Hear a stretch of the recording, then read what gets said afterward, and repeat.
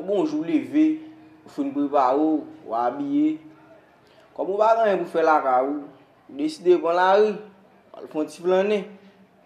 Et puis sans attendre, on va croiser à mon pour là pour première fois. Coup de foudre, les gâteaux, les souris, et puis qui vidéo pour son flèche. Via ou tomber.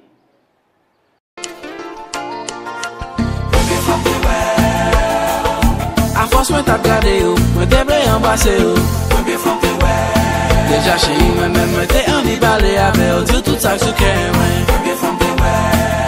je dis c'est un ange dans la vie moi soleil qui crée vie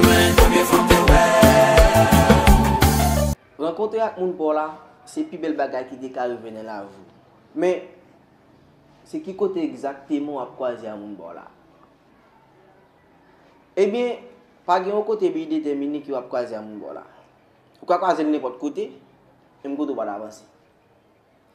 gen moun qui en côté moun ba yo c'est dans l'école même chaque disciple moi gen moun c'est dans l'église même chaque frère gen moun c'est sous quartier ou lever ensemble yon kon l'autre par habitude et puis on vient ensemble gen moun c'est dans université même j'ai même nan qui me boire tomber en pile là gen moun c'est dans un petit coup pour d'abord prendre nos bagages ensemble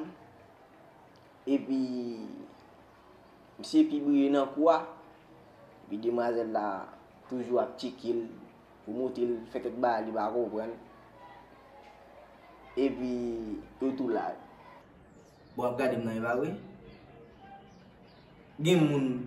c'est un match football ou bien dans camionnette gen moun baba c'est non différent tout d'aller gen moun c'est sur internet yo croisé et puis parler yo tout là yo tout collé là gen l'autre moun tout c'est pas de voyager et arriver là-bas yo croise un diaspora nèg qui gen papier nèg qui gen résidence nèg qui gen comme et puis yo ren yo compte que moun yo te gen Haïti et pas jam moun ba yo c'était moun non l'autre moun qui dans main et puis yo risque quitter l'aller pour mettre moun dans carrière ayo compliqué gen moun tout c'est nal flâner sous place les après-midi et puis yo croiser moun ba yo et ou même qui côté te croiser moun voilà pas di men côté me connaît hein nous gen école madame t'a marché sous place voyez mais on côté un bel petit bébé ni madame chérie comment vas-tu depuis laisse sa belle petite parole t'est tombée ti chérie qui j'en relais côté sorti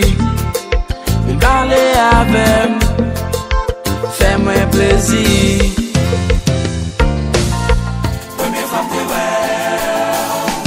croiser à moun pour la belle mais moun croise à moun tout côté comment m'a fait connaître moun ça c'est lui même qui moun bam là ça vous deuxième épisode là la vie nous pas rose mais nous pas plein nous pas courir en l'air mais n'a boumé pour nous monter nous pas faire bruit nous là nous en suspens continuer vivre vraiment mon tout love là exister nous pas me Peggy Pinocchio en suspens Paquito vale chérie, Paquito vale dodo. C'est un pour la vie.